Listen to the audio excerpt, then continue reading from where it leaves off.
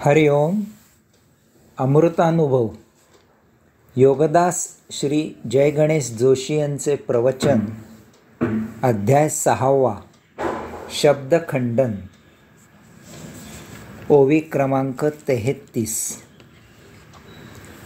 मनोरथाचे परियळ अरोगिजतू का लक्षवेळ, परी उपवासा वेगळ अनुआधी.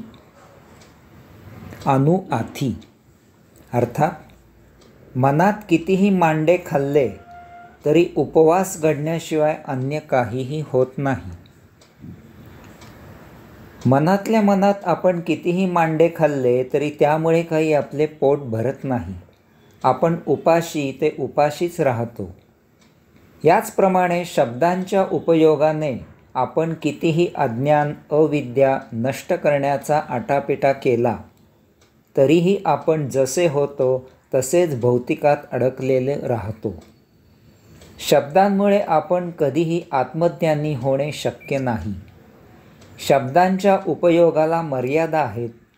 आत्मज्ञानासाठी योगगुरूंच्या मार्गदर्शनाने आत्मानुभूतीच मिळावी लागते. ओवी क्रमांक 34. मृगजळ जेथ नुमंडे तेथ असेपा कोरडे, मा उमंडे तेथ जोडे वोल्हासू काई.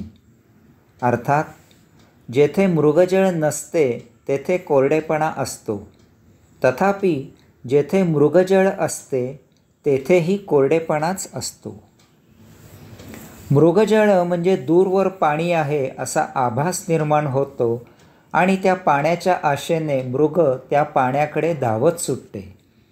तेथे गेल्यावर त्याची निराशा होते कारण तेथे पाणी नसते. याचा अर्थ त्याला दूरवरून पाण्याचा आभास झालेला असतो. माऊलींना येथे सांगायचे आहे की जेथे मृगजळ नसते तेथील जमीन ओली व्हायचा प्रश्नच नसतो. तथापि जेथे मृगजळ आहे असे दिसते तेथेही जमीन ओली नसते, कारण मृगजळ म्हणजे पाण्याचा आभास असतो. त्यामुळे जमीन ओली कशी होणार? अशाच प्रकारे शब्दांचा उपयोग करून आत्मज्ञान प्राप्त झाल्याचा आभास निर्माण होतो आणि असा स्वतःला आत्मज्ञानी समजू लागतो. तथापि कसोटीचे वेळी त्याच्या लक्षात येते की आपण पूर्ववत भौतिकातच रुतलेले आहोत. आपण मुळीच आत्मज्ञानी झालेलो नाही. येथे जर एखादा प्रामाणिक असेल तर तो त्वरित स्वतःला सावरतो आणि आत्मज्ञानासाठी योग्य अशा योगगुरूकडे दाखल होतो. तथापि जर असा अप्रामाणिक असेल तर तो तसाच त्या भ्रमामध्ये राहतो आणि त्याच्या सान्निध्यात आलेल्यांचे आयुष्यभर नुकसान करतो. कारण त्या मृगजळाप्रमाणे तो आत्मज्ञानाबद्दल स्वतः कोरडा असतो आणि त्यामुळे तो इतरांनाही कोरडेच ठेवतो. यास्तव शब्दांचा वापर करून आत्मज्ञानाची माहिती करून घ्यावी, त्यायोगे त्याची गोडी लावून घ्यावी आणि आत्मप्राप्तीसाठी योगगुरूंच्या सान्निध्यात दाखल व्हावे. ओवी क्रमांक 35. हे दिसे तैसे असे तरी चित्रीचेनी पाऊसे, वोल्हावतू का मनुसे आगरा तळी. अर्थात जर अविद्या जशी दिसते तशी प्रत्यक्षात असली तर चित्रातील पावसाने माणसे भिजावीत, जमीन ओली व्हावी आणि तळी पाण्याने भरावीत. माऊली येथे दृष्टांत देतात. भिंतीवर पावसाचे चित्र काढल्यामुळे तेथून जाणारी माणसे भिजतात का? त्यामुळे जमीन ओली होते का? की त्यामुळे तळी पाण्याने भरतात? तर यातील काहीही होत नाही. कारण चित्रातील पाणी मिथ्या आहे, तो पाण्याचा आभास आहे, ते काही सत्य नाही. माऊली आपल्या मुद्द्यावर ठाम आहेत की अविद्या असे काहीही नाही. अविद्या ही चित्रातील पावसाच्या पाण्यासारखी भासमान आहे. येथे केवळ ज्ञान आणि ज्ञानच आहे. ते या भौतिकाखाली जाखोळले गेले आहे. अध्यात्माने या भौतिकाचे आवरण दूर करावे आणि मग त्याखालील ज्ञान आपोआप प्राप्त होईल. त्यासाठी अन्य काहीही करायची गरज नाही. ओवी क्रमांक 36. कालवूनी अंधारे लिहो येती अक्षरे, तरी मशीचिये दोर बोरे का शिणावे. अर्थात, जर अंधार कालवून त्या शाईने अक्षरे लिहिता येत असती तर शाई तयार करायची खटपट कशाला करावी. शाई काळी असते आणि अंधारही काळा असतो. यामुळे जर कोणी अंधार पाण्यात कालवून त्याची शाई करून अक्षरे लिहू पाहिल तर ते हास्यास्पद आहे. याचप्रमाणे शब्दांमुळे अध्यात्माची माहिती होते, ज्ञानाची गोडी लागते.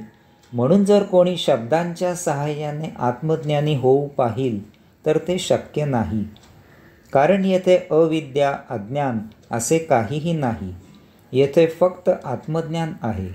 ते मिळवायचे नसून ते आपल्यात आहे हे फक्त जाणायचे आहे. तसे नसते तर शब्दांच्या पांडित्याने आत्मज्ञान प्राप्त झाले असते. त्यासाठी अध्यात्म, साधना, उपासना, सत्संग इत्यादींची खटपट करायचे प्रयोजनच नव्हते. परंतु तसे प्रत्यक्षात नसते. त्यासाठी योगगुरू हाच पर्याय आहे. ओवी क्रमांक 37. आकाशा काय निळे न देखतू डोळे, तेवी अविद्येचे टवाळे जाणोनी घेई. अर्थात, आकाश निळे आहे असे डोळ्यांना जितके ढळढळीत दिसते, तसेच अविद्या मिथ्या आहे हे स्पष्टपणे जाणून घ्यावे. जेव्हा आकाश निरभ्र असते तेव्हा आपल्याला त्याचा रंग निळा आहे असे दिसते. तथापि असे डोळ्यांना स्पष्टपणे दिसत असूनही वास्तवात आपल्याला चांगले माहीत आहे की आकाशाला कसलाही रंग नाही, ते रंगहीन आहे. माऊली म्हणतात की याचप्रमाणे जर नीट समजवून घेतले तर कोणाच्याही सहज लक्षात येईल की अविद्या असे काहीही नाही. अविद्या असे काही मूलभूत अस्तित्वातच नाही. तर ती येईल कोठून. अविद्या भासमान आहे, तो भ्रम आहे. आपण जर डोळ्यांवर निळ्या रंगाची काच धरली तर आपल्याला सर्व वस्तू निळ्या रंगाच्या दिसू लागतात. तसेच जर आपण डोळ्यांवर पिवळ्या रंगाची काच धरली तर त्याच वस्तू आपल्याला पिवळ्या रंगाच्या दिसू लागतात. वास्तवात हे सत्य नाही हे आपल्याला चांगले माहीत आहे. तरीही त्या विशिष्ट काचांच्या माध्यमामधून पाहिल्यामुळे सर्व वस्तू त्या त्या रंगाच्या दिसू लागतात. याचप्रमाणे जो तो ज्याच्या त्याच्या भौतिक संचिताप्रमाणे जगताकडे पाहत असतो, जगतात आचरण करत असतो, जगताचा अर्थ आणि निष्कर्ष काढत असतो. यामुळे येथे अविद्या, अज्ञान निर्माण झाल्यासारखे वाटते. त्या झपाटल्यासारखे व्यवहार केले जातात आणि मग त्या अविद्येवर अज्ञानावर सत्यतेचा शिक्का उठविला जातो.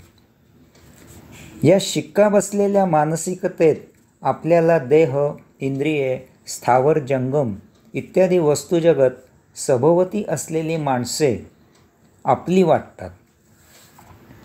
तथापि कालव्यय झाला किंवा व्यवहार केला किंवा प्रसंग आला की हे सर्व मिथ्या आहे हे जाणवते. काही अपवादात्मक गोष्टी जवळ टिकतात, परंतु त्यांची मृत्यू ताटातूट करतो. हा शेवटचा घाव असतो. याचा अर्थच आपल्याला आपले असे वाटणारे देह, इंद्रिये, स्थावर जंगम इत्यादी वस्तुजगत, सभोवती असलेली माणसे इत्यादी कधीही आपली नसतात हेच सत्य आहे. हे असे चुकीचे वाटणे अविद्येमुळे, अज्ञानामुळे होत असते. म्हणून अविद्या, अज्ञान असे काही अस्तित्वात नाही. ती भासमान, भ्रामक, मिथ्या आहेत. मुळातच हे ज्ञान जाणून घेतले तर आपण अविद्या, अज्ञान अशा भासमान, भ्रामक आणि मिथ्या भावनांपासून दूर राहू. ही जाण ठेवून जीवन जगू. ते सदा आनंददायी असेल. हरिओम.